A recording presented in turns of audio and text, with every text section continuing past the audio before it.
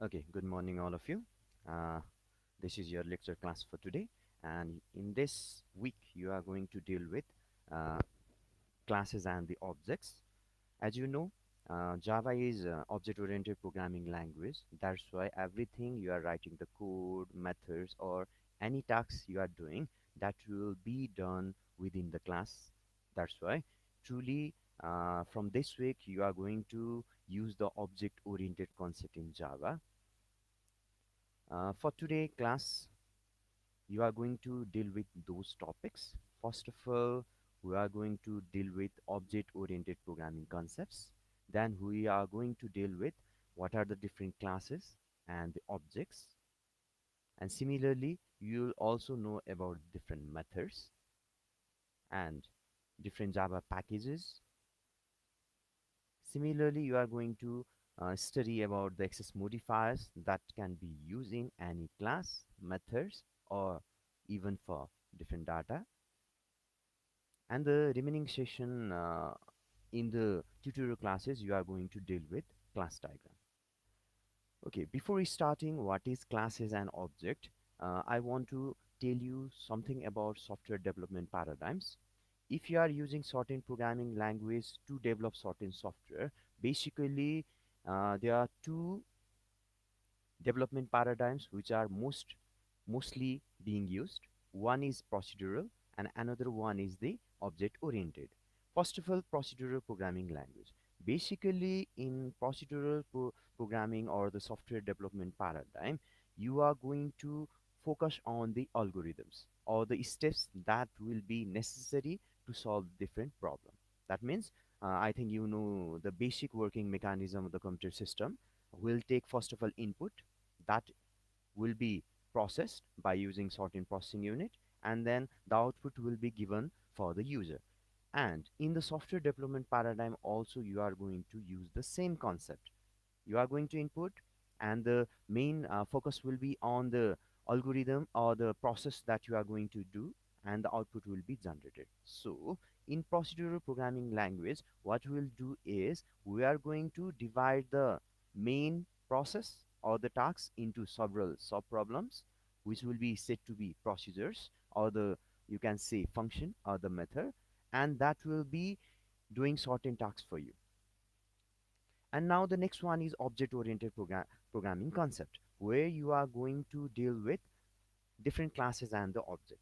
Basically, object-oriented software development paradigm is the newer concept, where you are going to do everything within the class and by using different methods. So, in object-oriented paradigm, basically different data and the procedural will be encapsulated within the class. That means all things that you are going to write within the class. And to access those classes, now you are going to use different object. And in today's lecture class, you are going to deal with what is the class and how to make different objects from a class.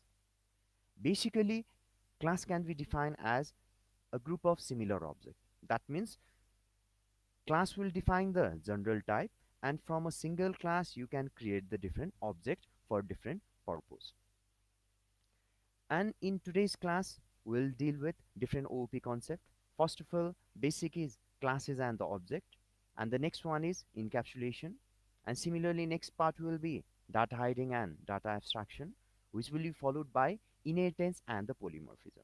I think these topics I briefly explain in your first class, where we are defining the object-oriented programming. First of all, what is class and object? Basically, class is just like a template or the blueprint that will contains all the data and the method that you are going to use in the programming. That's why I think you have already seen in different example that everything that you are going to do, that means you are using certain data or you are using certain method, all those things will be kept within the classes. And till now you haven't used any objects. Now from onward, you are going to create a class, and that class you have to use to create different objects. That's why class is just like a blueprint or the template that you are going to use in different cases by using different objects. That's why define a class once, and you can create different object or the instances for that class. It is just like uh, you are going to sort in bank. If you are going to in a bank, then you will create an account. You will give certain information to them. You are not only the single customer for the bank. That means bank will define overall certain attributes for you, like your name. They will take your address, they will take your contact number and similar things. Now the same information will be taken from you and from other different customer as well. That means they will create a collection of different data, and that will be used for each one of you. That means you are just acting like an object. You are being a single customer, you will be one object, and another customer will be also considered as an object. So classes will be created once, and you are going to use the same class for many times. A class basically, that is the conceptual part. After all, you have to write the code for creating classes and object. That's why whenever you are creating a class, you are going to use class keyword, and you have already seen that.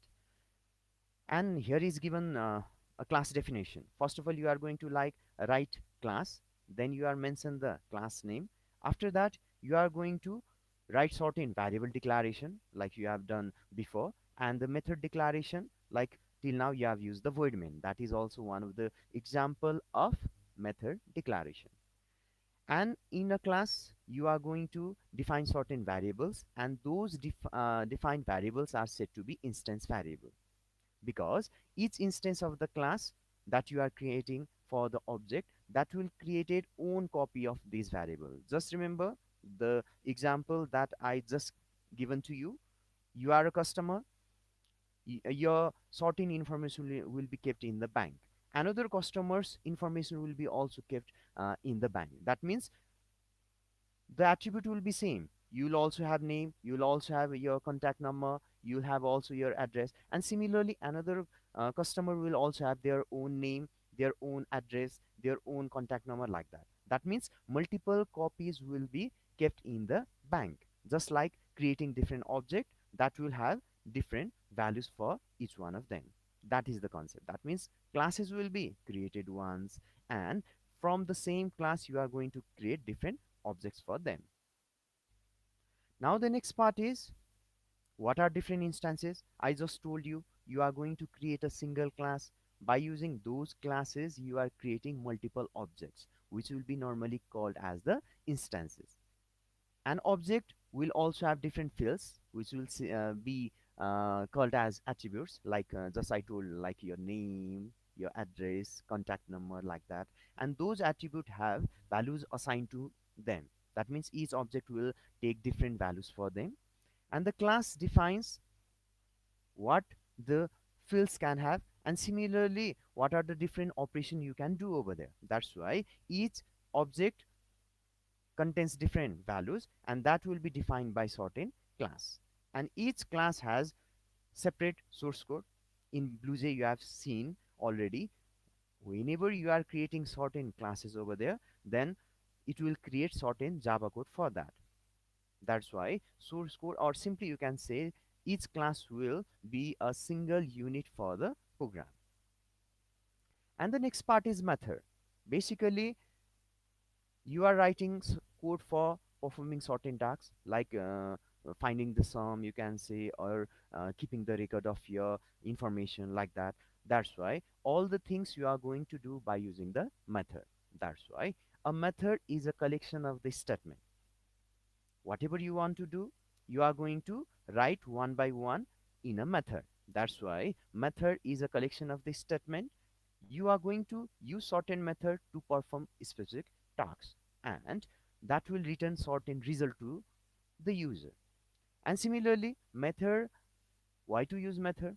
Because method allows us to reuse the code. That means write a method once, and you can call that many times whenever you need that code, or you have to perform the same tasks.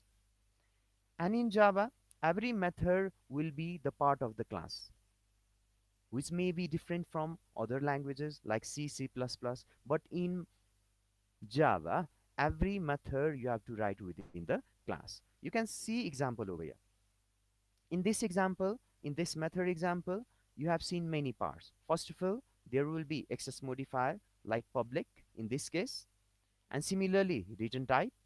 Next one is method name, and similarly next one is parameter list. First of all, access modifier, you know that access modifier will define from which part of the code you can access those method. And the next one, return type.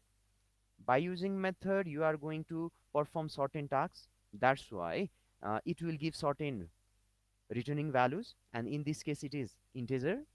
And the next one is method name, that will identify each method from the rest of the methods.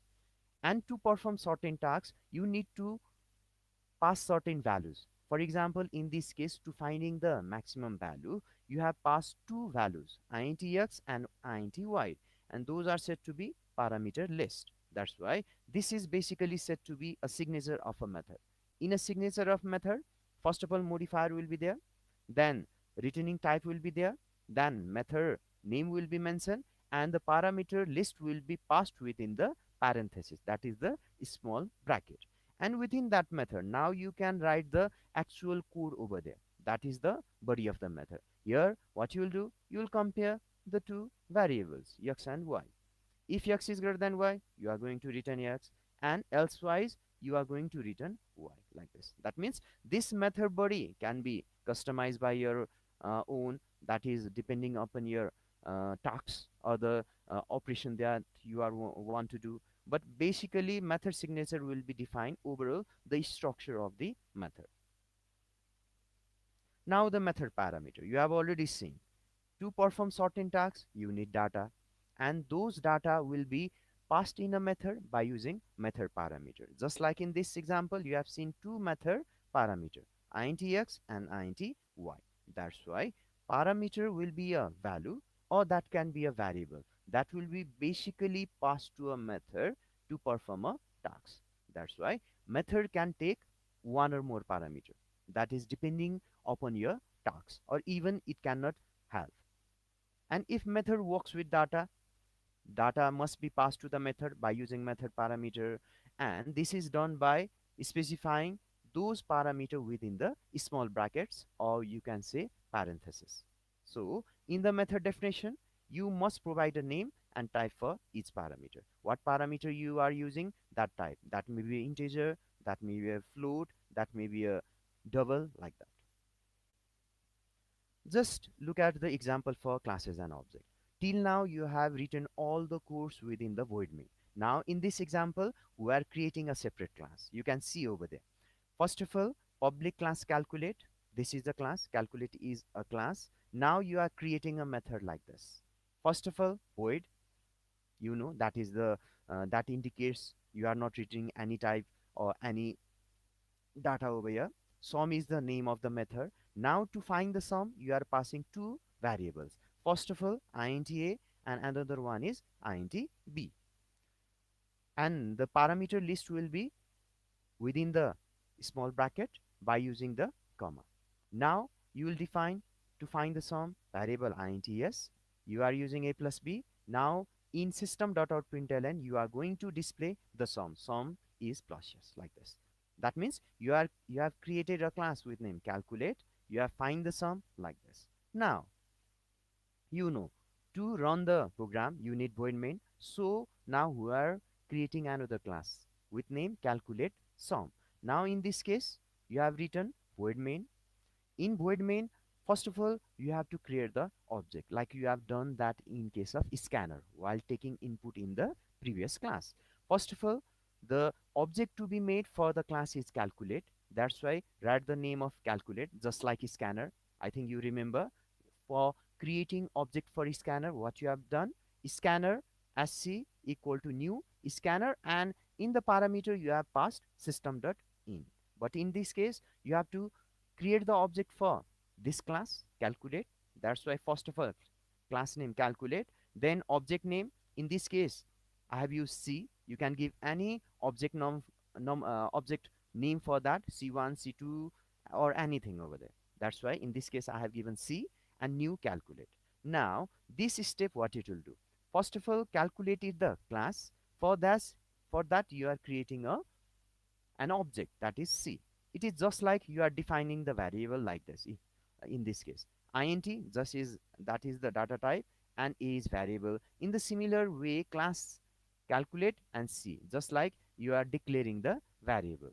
Now new will create the memory for this object, and calculate is a constructor. I have already told basically constructor is the same as the class. It will have the same as the class name, but it will work as like a method. That's why you can see over here a small bracket. That's why it is a constructor which is basically used for creating the memory for the object and also initializing the value that you will deal with later. Now, till now you haven't defined any values for finding the sum. That's why now you are going to define the variables value. Int a you have given with some random value 5, int b given with 3 value. Now you have to call the method that sum to find the sum. That's why C is the object name dot. Here calculate have sum method. That's why sum, and for two parameter you have to pass a and b. Now this 5 will be passed over here, and d value b that will be also passed over here. It will find the sum that as equal to 5 plus 3 8.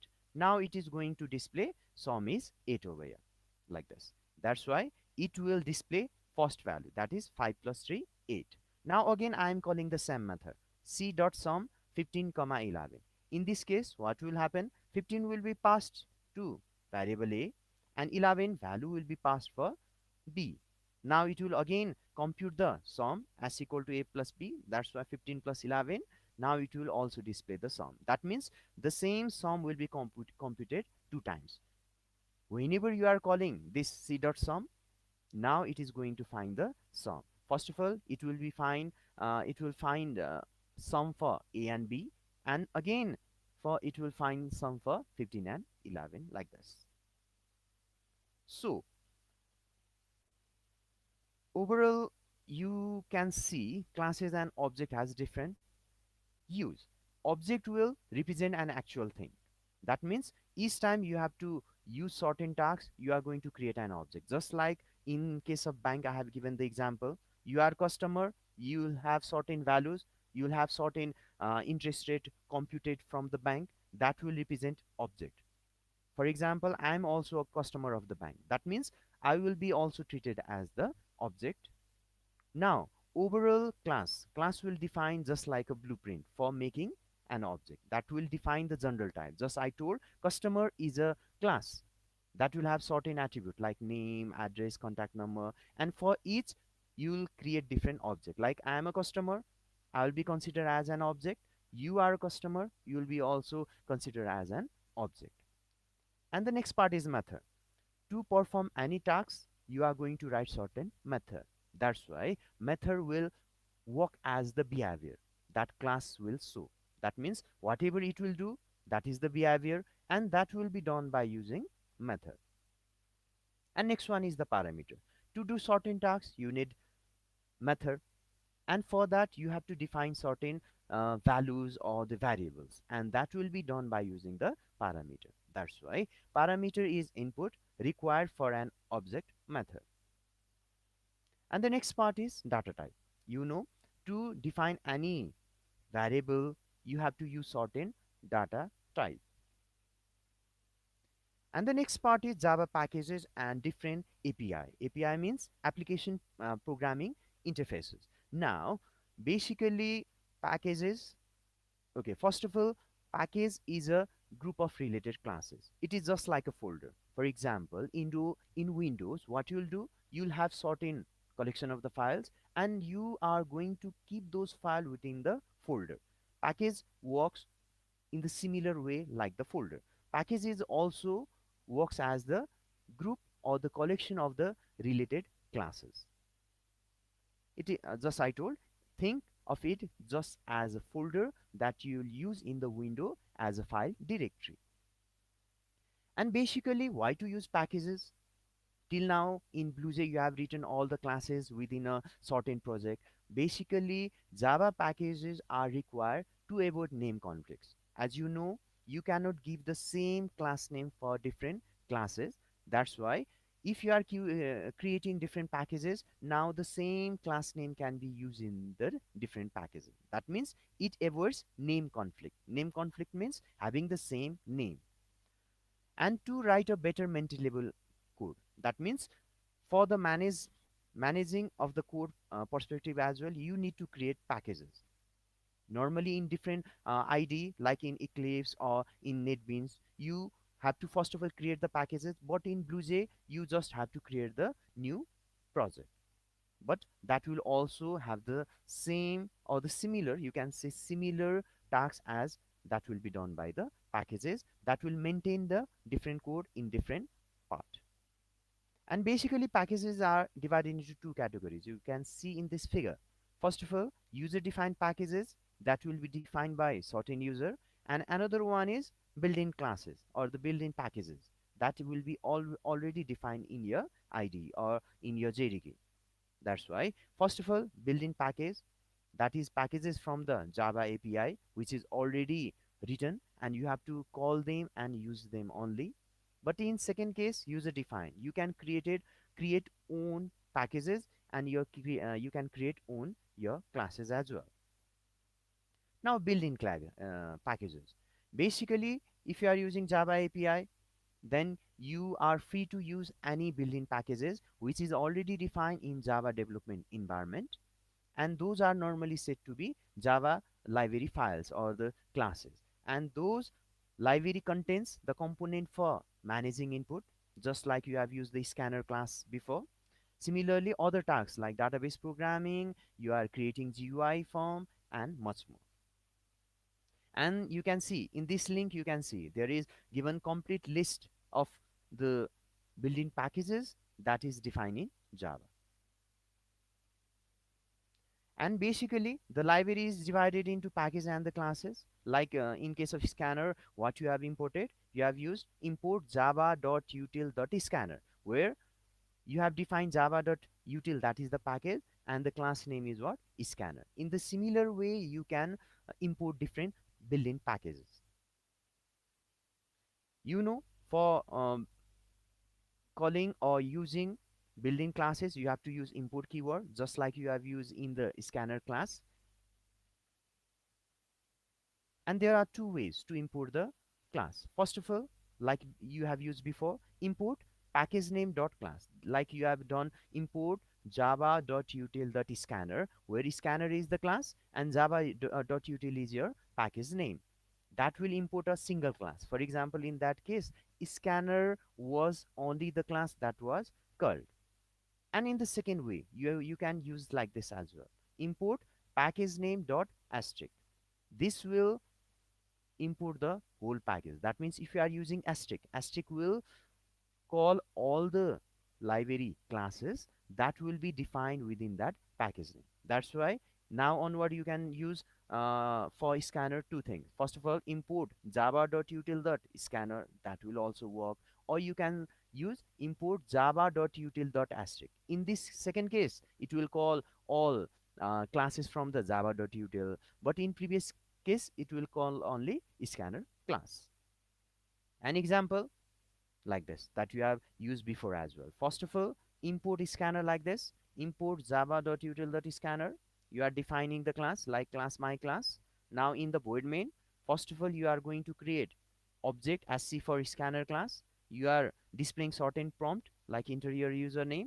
Now you are defining a variable to store that value. For that, string username is defined equal to sc dot next line. You know, in the last or the previous classes we have already dealt with this. Next line will take all the input, all the string that you have taken input from the user. And now in SOP, that is system.out.println, you are going to display that username value like this. That means import will call the mention class from the specified package. This is the use of built-in package by using import keyword. And the next one, user defined packages. Basically, user defined packages also be used just similar to the built-in packages, but you have to define by your own. And to create a package by your own, you have to use package keyword like this. First of all, you will define package and you will give certain package name. Like in this case, my pack is given over there. Now the class name and the remaining structure will be the same as you have done before. Only this part is new. You have to define package and the package name like this. And the next part is access modifier. In the first class, while writing the program, I have already explained what is access modifier. Basically, in a program, you will define a class, you will define a method, and you will define a data. Now, those parts in which part other part of the code you can use, that will be defined by the access modifier. That means it will be accessible for other part from the other part or not. That will be defined by the access modifier. That's why basically it defines the access type of the method. That may be for a method like you have used before, that may be for a class, or even for the data item. And normally this is optional part. If you are not mentioning that, it will take that as the default. That's why basically Java has the following type of access modifier. First one is public. If you are defining any method, class, or data public, then there will not be any restriction. That means you can call them or use them from anywhere or everywhere. That is the first part, and you have used so many times. Next one is private. Now, private means it has very high restrictions. That means it can only be accessed within that class only. For example, if I am defining certain method private, then you can only access that method from that class only. You cannot access that from the other part. Another one is protected. It is limited restriction. And in this case, access from the classes within the same package or the from the same subclass. That means in case of inheritance, you can use protected, and within the class also it will be accessible. That means there are two uses. First of all, within the class also it is accessible within the same package, or from the subclass, that is you are using inheritance, in that case also you can use the protected one. And the next one is default. I have already told, it is the optional part. That means if you are not writing any access modifier, then it will be taken as the default one. Default means there will be limited restrictions, and access from the class is within the same package only. Just remember this word, package only. That means within the same package only, now that will be accessible. You can say that is public, but within the package only. If you said as public, that can be accessed from anywhere. But in case of default, only within the package that can be accessible. So overall comparatively, you can see like this. Modifiers, four types of them: public, protected, default, and private. First of all, public will be accessible from all, from the class, within the package, within the subclass, or globally you can access that. For protected, within the class you can access, from the package that is also accessible, and within the subclass also, but that cannot be used globally. And next one is default. Default means you are not mentioning any type of access modifier. In that case, within the class it will work, within the package also it will work, but not in subclass or globally accessible. And in case of private, not other part can access. That means within the class only you can access those method, class, or the variables. Now overall you can see the relationship between them like this. The private is the least one, that is only within the class you can access that. Protected is the little bigger than private. That means within the class you can access, and also from the package and the subclass you can access. But in public, that is globally. Now public means you can access from anywhere like this. That means depending upon your need, you can define any method, class, or even data as public, protected, default, or private. Now the next part is encapsulation and data hiding. Basically, whatever you are writing till now, you are writing all the code, all the method, all the data within the same class. That's why encapsulation means what? Wrapping up of data and the method in a single unit or a class. That means whatever you are using data, or the method. You are going to keep all those parts within a single unit, that is a class. That is said to be encapsulation. This is just like the capsule, like medicine capsule. You can see different granules of medicine, and in a capsule you will keep all those granules in a single part. Like in programming, in the similar way, there will be many data. You'll use many data, you'll use many method, but all those things you are going to keep within a class, just like capsule of the medicine. That's why it is also said to be encapsulation. That means the concept is similar to that one. So why you have to use encapsulation? Because it provides a mechanism which will bind all the parts of the code. That means just I have told data and the method within the same part, and keeps both safe from outside interferences and the misuses. That means you cannot separately use different data or the method. You have to use whole class. You have to create the whole object from the class to access those parts. That's why from the outside you cannot directly access the individual part. So there is security part. That means you cannot misuse those, and there will not be any outside interferences for those data and the method. And the data is not accessible everywhere. To access the component of a class, you have to use the object. You have to make the object, create the object. Only after that you can access those part. And this is the insulation. And this is called as data hiding. That means you cannot access each and every data method directly from the class. You have to create the object, and that will make the data hiding. Another part is you can also think access modifier for data hiding or the protection as well, because if you create certain data or the method as private, now that will not be accessible from other. That is also the part of data hiding. That means data hiding will be done by using insulating all the data and the method within the program. So encapsulation means wrapping off all the parts within a single unit, and that will be eventually make the data hiding. That means you cannot directly access each and individual part. You have to create the object, and whole object or the class you have to use for that. That's why it will create the data hiding. Another part is the abstraction. Basically, abstraction is a process of hiding the implementation detail from the user.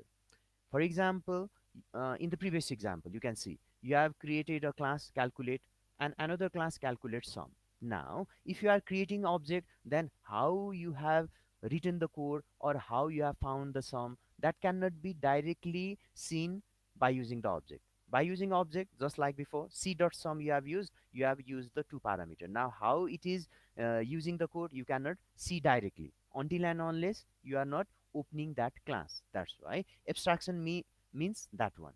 You will not see the implementation, but you can use the functionality. You can find the sum, but until and unless you are not looking that code, you cannot find how the sum has been carried out. That's why abstraction is that. You are using the object, you can use the functionality, but you cannot see the overall structure, how it is using that one. And in other word, the user will have only the information what it will do, but how it does, you cannot see over there. And in Java, abstraction is achieved using abstract classes and the interfaces which we will deal in the next semester. You can see in this example what you will see. There are two things: using abstraction and without using abstraction. For example, there is a driver, car driver, and if a car driver see a complete car, then he knows how to drive a car. But if the parts are separated, different parts, he has to assemble that. And here now, if the driver is given with a car with disassemble different part, then it will be hard for him. That means a driver will only know how to use the car, but if the different part will be given that is not assembled, then it will hard for him. In the similar way, a programmer will be also doing in the same way. That means they, if you are using the object, then you'll know how it is going to be used, but abstraction will hide all the details, just like this one. In this car first case, there is not shown any parts. That means programming also works as the same one. The abstraction will do this one. That means all those parts will be kept inside. Now driver only have to drive the car. No, he doesn't have to look each and every part to be assembled like this. That's why abstraction will make your part easy. You don't have to go through all the detail. You just have to use those part. And the next part, next OOP concept is inheritance. Basically, inheritance, I think you have learned in science. Just in science, what you'll understand by using inheritance. That means some characteristics from the parent will be inherited to child.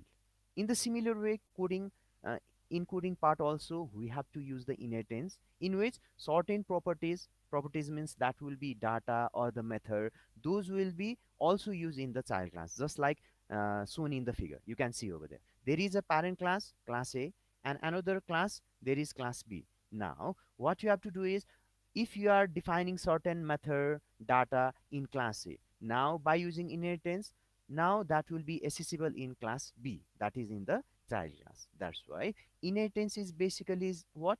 This is the process by which object of one class can use the data or method that can be said as the property in the another class. That means define once in the parent class, now that will be accessible or useful, that can be used in other child classes as well. That's why most knowledge is made manageable by hierarchical. Hierarchical means tree structure. You will define in one part and you are going to use in other part as well. That's why it can be said as top to down, top to bottom, from parent to child. For example, Robin is a part of the class flying bird, which again is a part of class bird. For example, parent class is bird, and you are creating another class with name Robin. That means whatever there is the properties of bird, then it will be also applicable for flying bird. That means parent class will be also used in the child class, just like in case of flying bird, you can also use the property of the bird. And inheritance provide the idea of reusability. Basically, why you have to use inheritance? To reuse the same component. Just I have told. In parent class, what you are defining over there, that can be used in your child class. That means if you are writing certain code part in class A, that will be reused in class B. Now you don't have to rewrite those codes. You have to just call them, you have to use inheritance, and then you can directly access to those method, those variables. That's why it will reuse those components. So it allows to add additional feature. Basically, why to use inheritance?